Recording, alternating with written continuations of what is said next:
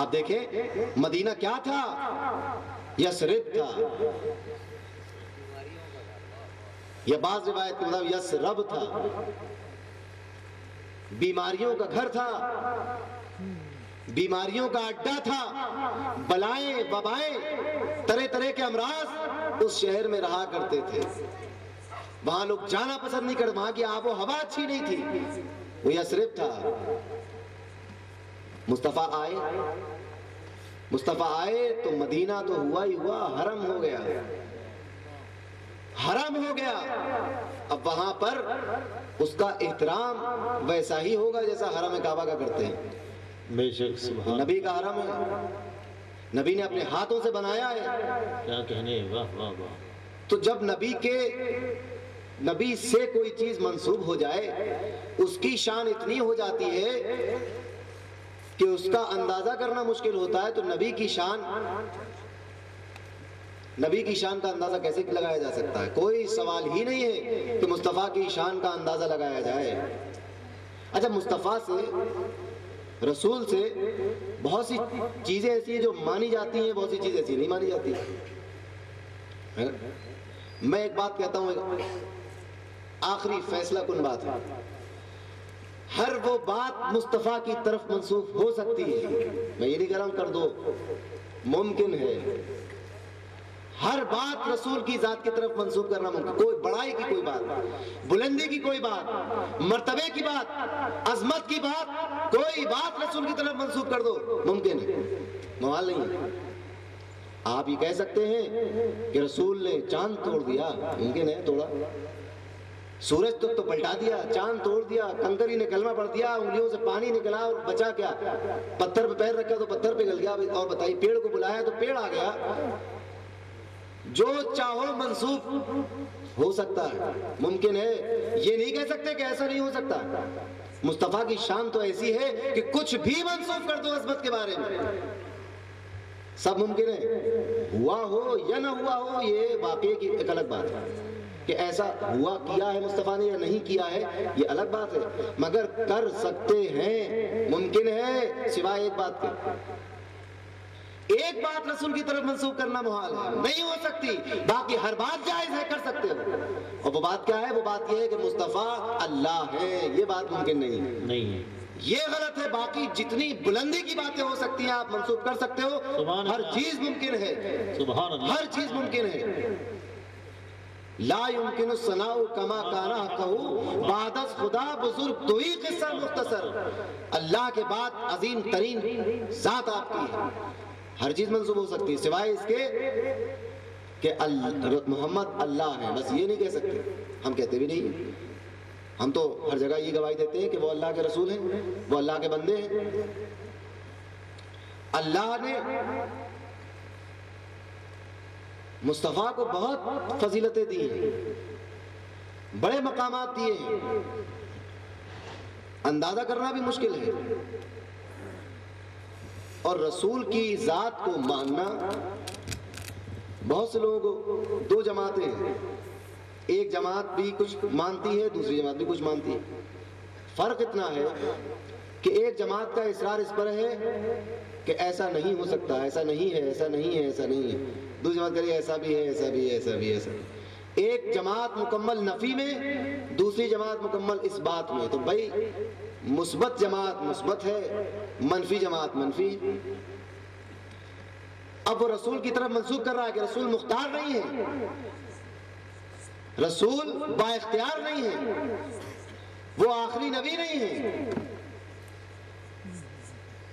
وہ بڑے بھائی کی طرح ہیں، وہ ہماری طرح ہیں، ان کو غیب کا علم نہیں ہے، ان کو یہ علم نہیں ہے، ان کو وہ علم نہیں ہے۔ ارے بھائی کیا ایسی ضرورت پڑ گئی جو یہ سب چیزیں انکار کرنے کی ضرورت پڑی آپ کو؟ ایک جماعت ہے جو یہ کہتی ہے کہ رسول کو غیب کا علم بھی ہے، رسول با اختیار بھی ہیں، رسول مختار بھی ہیں، رسول سب سے عظیم ہے، اللہ کی سب سے عظیم نشانی ہے، اللہ کی سب سے عظیم نعمت ہے، اللہ کی سب سے بڑی رحمت ہے، مصطفیٰ ہے۔ دو جماعتیں ہیں۔ ایک جگہ مناظرہ ہو رہا تھا، دو مولانا لوگ، جب مناظرہ اسٹیج پر آیا تو جو بزرگ تھے انہوں نے کہا کہ بھئی ایک بات میں کرنا چاہتا ہوں، یہ میں آپ کو یہ بتا دوں کہ پچھلے ایک ہفتے سے میں مناظرے کی تیاری کر رہا تھا، اور میرے جو مقابل میں ہیں وہ بھی مناظرے کی تیاری کر رہے تھے، مگر آپ مجھے یہ بتائیں کہ امتی ہونے کا حق کس نے ادا کیا؟ میں ہفتے بھر یہ سوچتا رہا کہ کسی حدیث کی کتاب میں مل جائے کہ مصطفیٰ یہ بھی جانتے تھے، مصطفیٰ کو یہ اختیار بھی تھا، مصطفیٰ یہ بھی جانتے تھے، کیا کہنے، مصطفیٰ یہ بھی کر سکتے ہیں۔ سبحان اللہ۔ میں ایک ہفتے تک یہی ڈھونڈتا رہا، اور میرے سامنے جو صاحب بیٹھے ہوئے ہیں وہ یہ سوچتے رہے کہ کہیں یہ مل جائے کہ مصطفیٰ کو غیب کا علم نہیں تھا، مصطفیٰ فلاں چیز نہیں جانتے تھے، مصطفیٰ وہ کام نہیں کر سکتے ہیں، مصطفیٰ یہ نہیں کر سکتے، مصطفیٰ ایسے نہیں ہیں۔ بتائیے امتی ہونے کا حق کس نے ادا کیا؟ واہ، کہ جو مصطفیٰ میں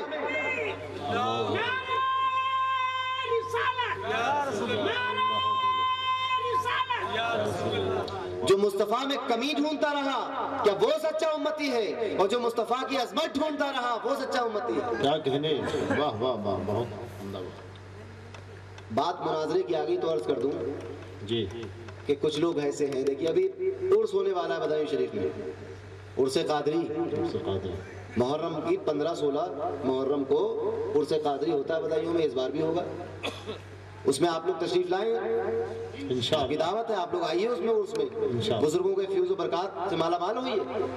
کچھ لوگ کہیں گے کہ عرس میں کیوں جاتے ہو بھائی، کہاں سے ثابت ہے؟ علماء اکرام کی موجودگی میں عرض کر رہا ہوں بڑی جسارت کے ساتھ کہ کیا ہے دلیل عرس کی؟ آپ خاموش ہیں، آپ نے اپنے گھر 11ویں کی، کوئی آ گیا کہ دکھاؤ قرآن و حدیث میں 11ویں کا کہاں ہے ثبوت ہے؟ کیا کہنے، واہ، آپ چادر لے کر چلے، آ گیا کوئی کہ دکھاؤ قرآن و حدیث میں کہاں چادر کا ثبوت ہے؟ کیا بات ہے، آپ اجمیر شریف جانے کو تیار ہوئے، آ گیا کوئی کہ بتاؤ اجمیر شریف جانا قرآن و حدیث سے کہاں ثابت ہے؟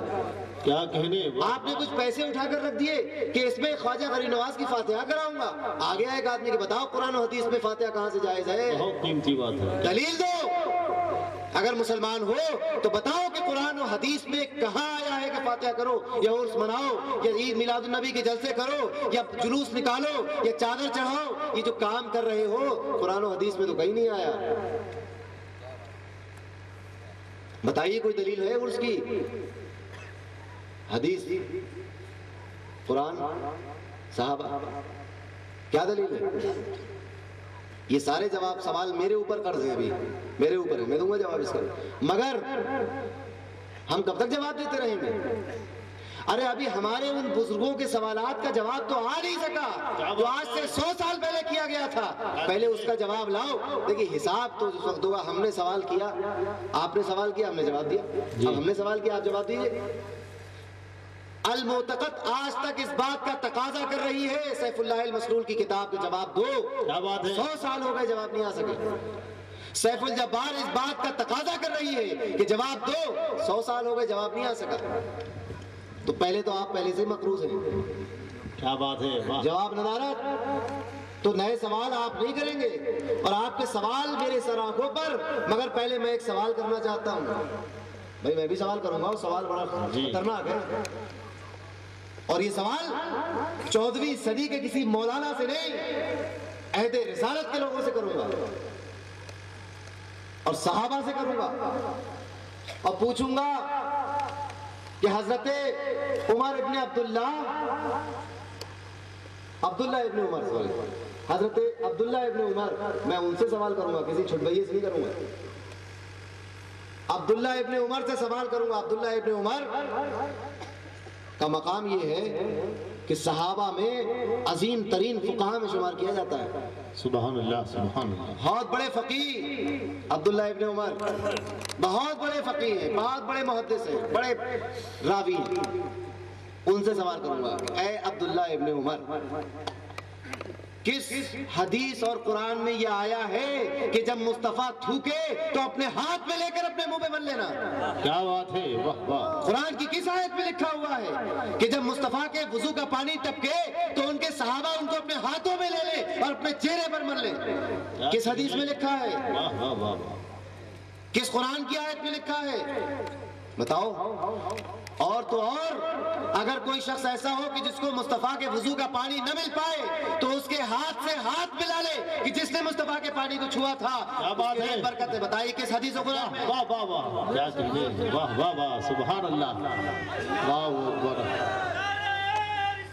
یا رسول اللہ صلی اللہ علیہ وسلم. دوسرا سوال حضرت علی سے کروں گا کہ اے مولا علی یہ بتاؤ کس حدیث و قرآن میں لکھا ہے کہ جب آنکھیں دکھنے لگے تو مصطفیٰ کا تھوک آنکھوں میں لگا دو آنکھیں ٹھیک ہو جائیں گی.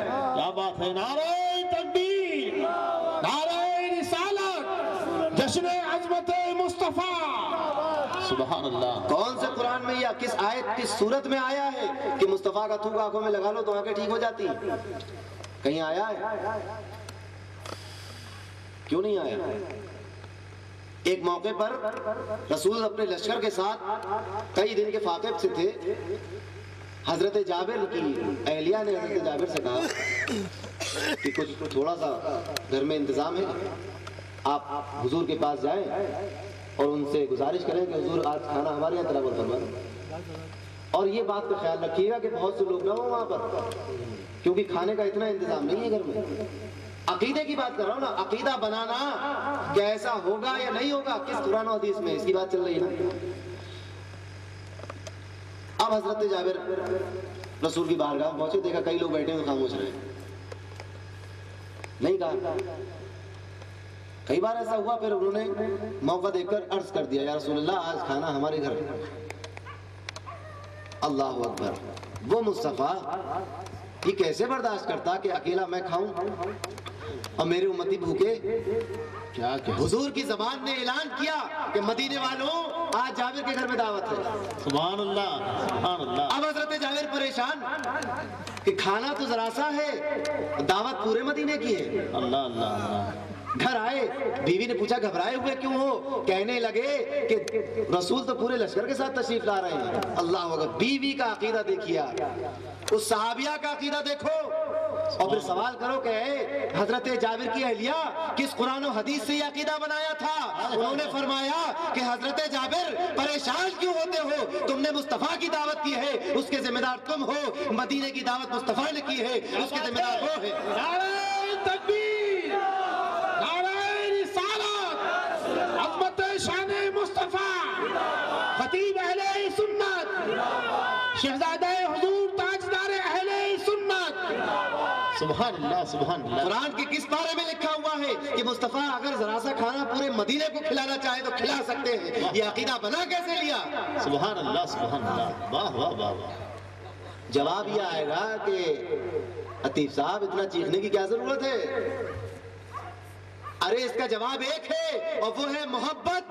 جس کو محبت ہوتی ہے اس کے عقیدے ایسی ہوتے ہیں. سبحان اللہ. بے شک. اس کا جواب ہے عظمت. جس کے دل میں عظمت ہوتی ہے اس کے عقیدے ایسے ہوتے ہیں. سبحان اللہ. اس کا جواب ہے الفت. اس کا جواب ہے عقیدت. جس کے دل میں عقیدت, محبت, الفت ہوتی ہے اس کے عقیدے ایسے ہوتے ہیں. اور اس کا جواب ہے ایمان. جس کے دل میں ایمان ہوتا ہے اس کے عقیدے ایسے ہوتے ہیں. کیا بات ہے. بے شک. سبحان اللہ سبحان اللہ. کیا کہنے. واہ واہ واہ. اس کے عقیدے ایسی ہوتے ہیں. حضرت جابر کی اہلیہ کے دل میں ایمان تھا, ایمان ہے, اس لیے ان کا عقیدہ یہی ہے کہ مصطفیٰ اگر ایک پیالے کو پورے مدینے میں بانٹنا چاہے تو پورا مدینہ کھا لے. اور میں کہتا ہوں کہ اے حضرت جابر کی اہلیہ, اگر تم یہ کہو کہ ساری دنیا کو مصطفیٰ ایسی ہانڈی سے کھلائیں گے تو قسم خدا کی ساری دنیا قیامت تک اسی ہانڈی سے کھاتی رہتی, ختم نہیں ہوتا. سبحان اللہ سبحان اللہ.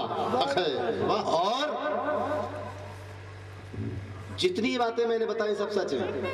رسول کا تھوک منہ پر ملا جاتا تھا, رسول کے وضو کا پانی چہروں اور سینوں پر ملا جاتا تھا, رسول کے تھوک آنکھ میں لگ جاتا تھا تو آنکھیں صحیح ہو جاتی تھی. اور رسول اگر کسی برتن کی طرف اشارہ کر کے کہتے کہ اے میری امتی اس کا برتن میں سے نکال کر کھلاتی رہو ختم نہیں ہوگا, تو قیامت تک کھلاتے رہو ختم نہیں ہوگا. سبحان اللہ سبحان اللہ. پورے مدینے نے کھایا. یہ عقیدہ ہے. اس کا تعلق ایمان سے ہوتا ہے بابو. ایمان نہیں ہوگا تو کوئی عقیدہ نہیں ہوگا. ایمان نہ ہو تو اس طرح کے کوئی عقیدے نہیں ہوتے. اب اس کا برعکس جس کے دل میں ایمان ہو اس کے عقیدے ایسے ہوتے ہیں، اور جس کے دل میں ایمان نہ ہو اس کے عقیدے ایسے ہوتے ہیں۔ کیا بات اس میں مت جانا کیونکہ قرآن و حدیث میں نہیں آیا ہے۔ بہت عمدہ۔ تم اسی کا انتظار کرتے رہو کہ حدیث میں کوئی واضح لفظ آئے، لفظ عرس آئے اور اس میں لکھا ہو کہ عرس قادری میں جاؤ تبھی جانا۔ کیا بات ہے، واہ، ایسا تو ممکن ہی نہیں ہے۔ کیا اشارہ ہے۔ ایسا کیسے ممکن ہے؟ آپ مجھے بتائیں کہ حدیث اور قرآن میں وہ باتیں جو آج آپ کے سامنے آ رہی ہیں کیا اسی نام سے ہوں گی؟ بتائیے۔